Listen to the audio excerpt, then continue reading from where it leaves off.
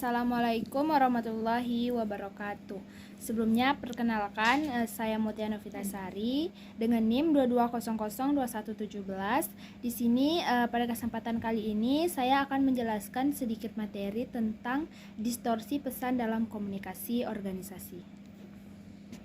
Baiklah, sebelumnya kita ketahui terlebih dahulu apa itu distorsi. Distorsi itu adalah suatu proses atau suatu perubahan makna pesan yang ditangkap oleh komunikan terhadap pesan yang dimaksud atau yang disampaikan oleh komunikator. Jika berbicara tentang distorsi, maka akan berhubungan dengan yang namanya gangguan. Gangguan yang bisa saja terjadi pada saat proses penyampaian informasi atau proses penyampaian pesan, sehingga suatu komunikasi itu tidak menjadi efektif, bahkan dapat terjadinya suatu atau putusnya komunikasi antara komunikator dan komunikan. Jadi, agar tidak terjadinya distorsi ini harus diwaspadai oleh komunikator. Selanjutnya, ada distorsi dalam menyampaikan dan menerima pesan. Yang pertama, ada distorsi itu dalam proses penyampaian atau transmisi pesan pada komunikator, yang dimana ada yang namanya hambatan fisik. Hambatan fisik ini misalnya jarak antara si komunikator dan komunikan. Misalnya dapat kita lihat dalam suatu kelas atau ruangan, yang dimana dapat saja terjadinya gangguan-gangguan dalam proses penyampaian informasi dalam proses belajar mengajar dalam kelas tersebut.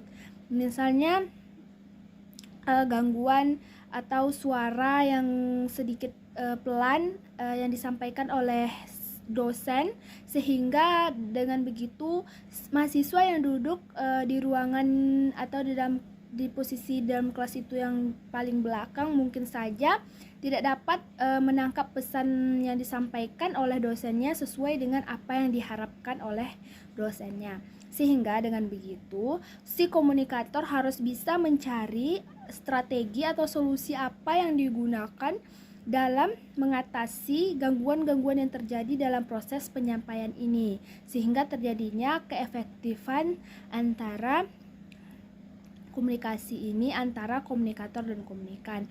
Jadi sebelum menyampaikan informasi atau sebelum memulai kelas, si dosen harus bisa mengetahui bagaimana kondisi ruangan, bagaimana suara, nada bicara yang harus dikeluarkan pada saat menyampaikan informasi, agar semua mahasiswa dapat menangkap pesan sesuai dengan apa yang diharapkan. Yang dimana distorsi dalam menyampaikan atau transmisi pesan ini berada pada tangan komunikator. Yang kedua, ada distorsi dalam menerima pesan, yang dimana dapat dilihat dari hambatan dapat terjadi dari hambatan fisik dan pikiran. Misalnya dalam menyampaikan informasi, komunikator menyampaikan informasi, si komunikan dalam keadaan atau kesehatan yang tidak baik atau kurang baik, di mana dengan keadaan ataupun kesehatan yang kurang baik ini, maka si komunikan tidak dapat menangkap pesan secara baik. Karena apa? Karena dalam gangguan pikirannya atau kesehatannya kurang baik. Jadi komunikator harus jeli siapa lawan bicaranya. Dan distorsi dalam menerima pesan ini bisa dilihat dari hambatan atau berada pada tangan komunikan. Yang ketiga, ada distorsi dalam mengartikan pesan itu sendiri, yang dimana yaitu terdapat adanya berbeda latar belakang, jenis kelamin, usia, status sosial, bahkan ekonomi, budaya dan lain sebagainya, yang bisa saja menjadi penyebab terjadinya gangguan-gangguan dalam mengartikan pesan yang disampaikan. Adapun cara atau solusi dalam mengatasi distorsi dalam komunikasi organisasi.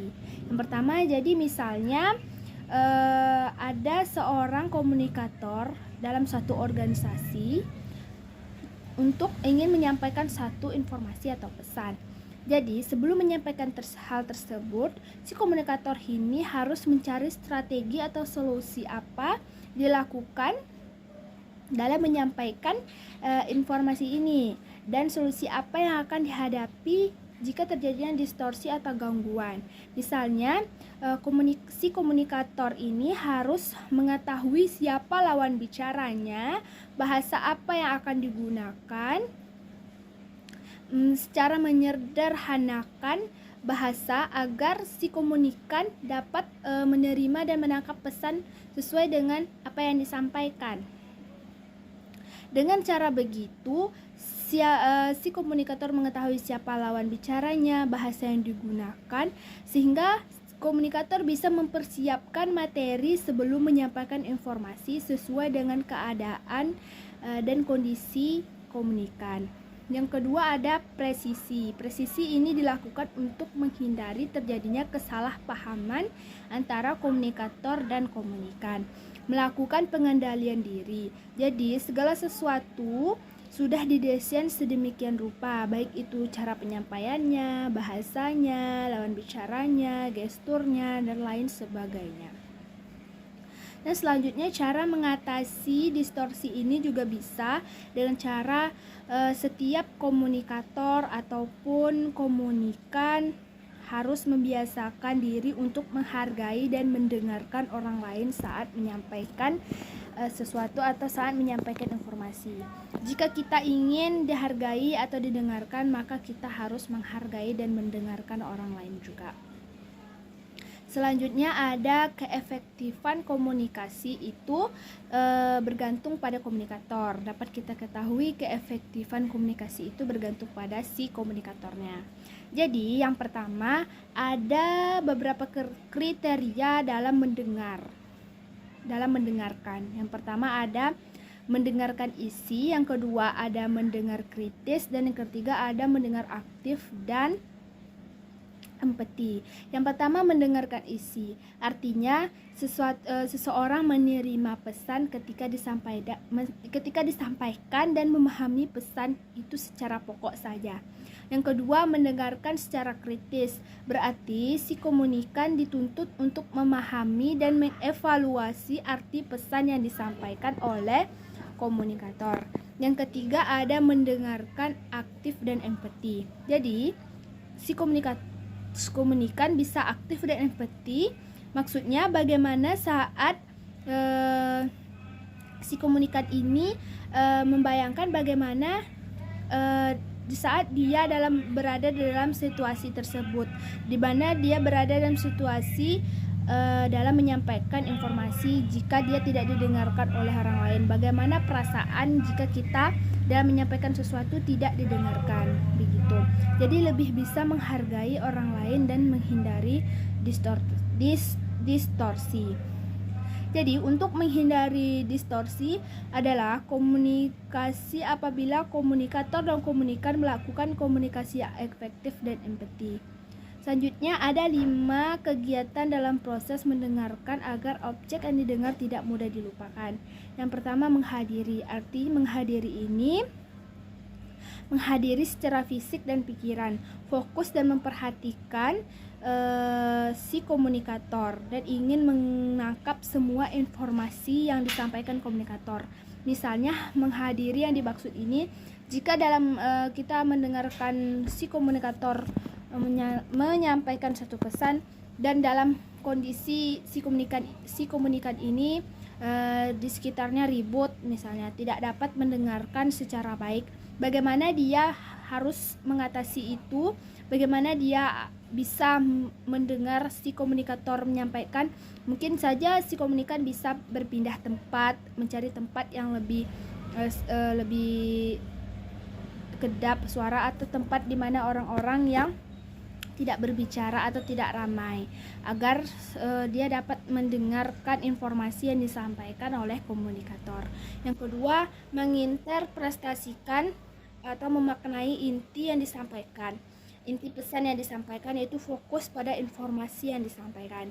Yang ketiga, ada kemampuan untuk mengingat. Ada hasrat ingin mengingat dan menggunakan seluruh panca inderanya. Yang keempat ada mengevaluasi, yaitu mencoba menguraikan kembali informasi yang disampaikan oleh komunikator. Yang kelima adalah mampu memberikan tanggapan dan ikut serta berbicara atau menanggapi suatu informasi yang disampaikan atau umpan balik yang diberikan oleh komunikan kepada komunikator. Baiklah, hanya itu yang dapat saya sampaikan. Jika ada kesalahan ataupun kekurangan materi ataupun kesalahan dalam menyampaikan materi, mohon dimaafkan. Saya akhiri, wassalamualaikum warahmatullahi wabarakatuh.